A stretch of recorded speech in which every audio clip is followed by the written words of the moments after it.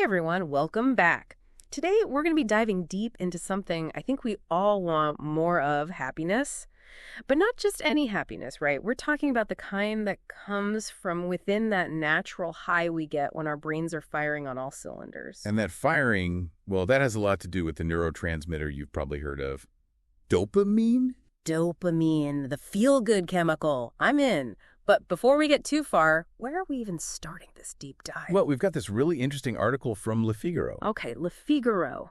For our listeners who might not be familiar, it's a pretty well-known French newspaper. And the title of this article, drumroll please, 5 Natural Ways to Release the Pleasure Hormone in Your Brain. Catchy, right. It really gets at the heart of what we're talking about today, how to boost those dopamine levels naturally. Exactly. And what I love about this Le Figaro piece is that it brings in expertise from both a dietitian nutritionist and a psychiatrist. So we're getting a really well-rounded perspective on how food and mood, body and brain all tie together when it comes to dopamine. Love it. A holistic approach. Okay, so the article gives us 5 ways to naturally boost dopamine. Should we jump right in? Let's go for it. All right, let's talk dopamine.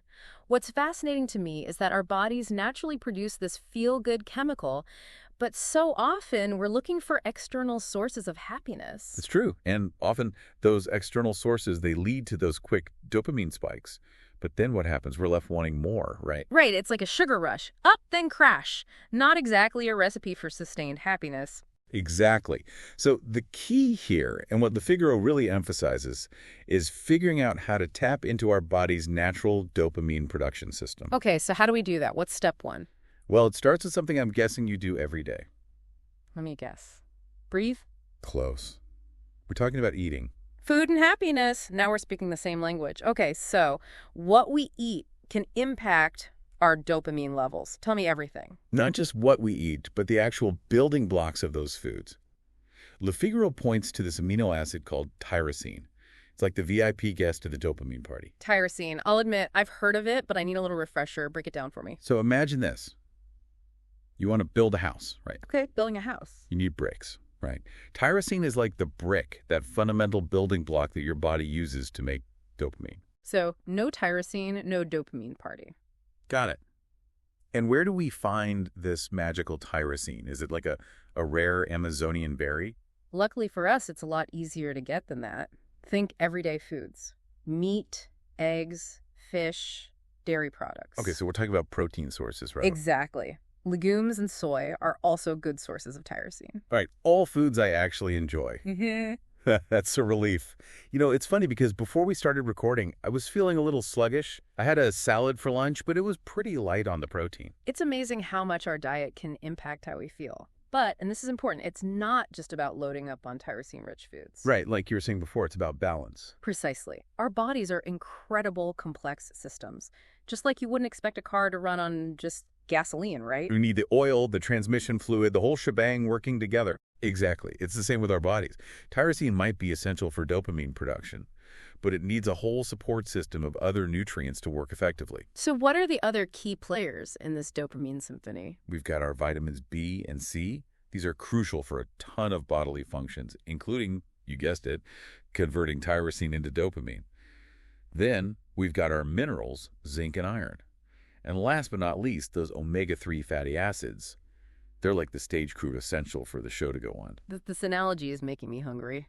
But I love how you're painting this picture of teamwork within our bodies. It's not just about one thing, it's about everything working together.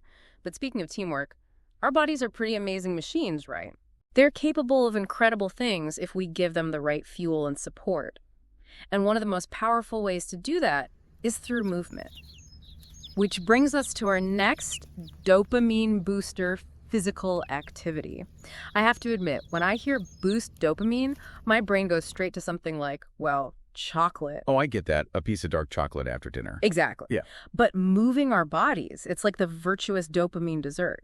What's the science behind that? So remember how we were talking about tyrosine being that building block for dopamine? Yeah, the brick. Exactly. Well, exercise. It actually helps your brain become more efficient at using that tyrosine. It's like upgrading from, say, a bicycle to a race car. Okay, I like this upgrade.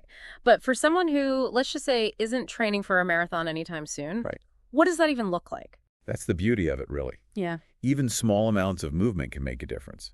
The Le Figaro article, It actually highlighted that just 30 minutes of brisk walking can have a significant impact. Just 30 minutes. Just 30 minutes. And it's not even just about those feel-good endorphins, the ones we hear so much about. Right. It's about those neural pathways. Remember those? The ones that are like the superhighways for our neurotransmitter. Exactly those. Physical activity, it helps strengthen and optimize those pathways, especially in the areas of the brain related to, well, motivation, reward, and of course, dopamine production. So the more we move, the more we're essentially paving those dopamine superhighways, making it easier for those feel-good signals to travel through our brains. Precisely.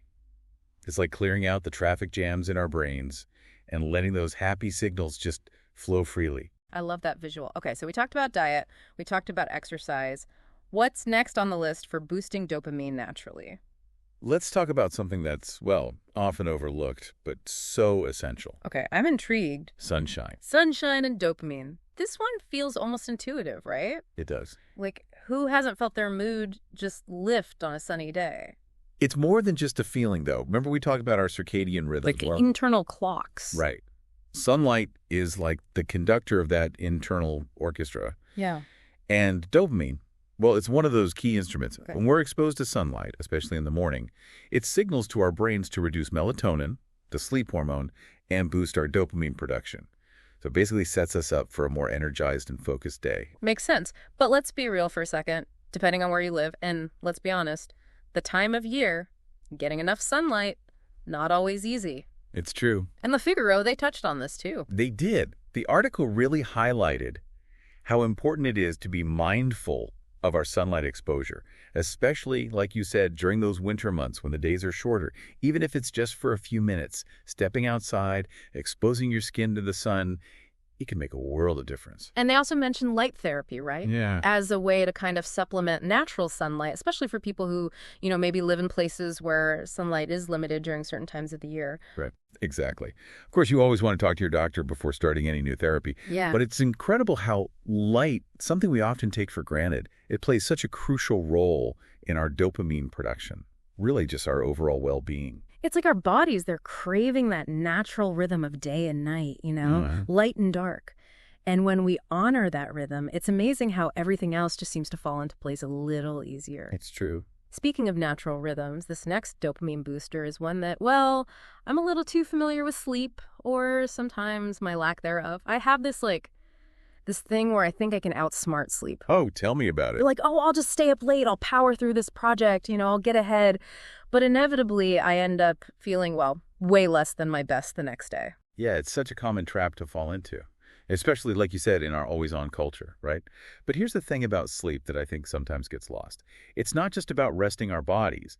It's during those precious hours of shut-eye that our brains do some of their most important work. So while we sleep, our brains are busy tidying up, balancing out those neurotransmitters. Precisely.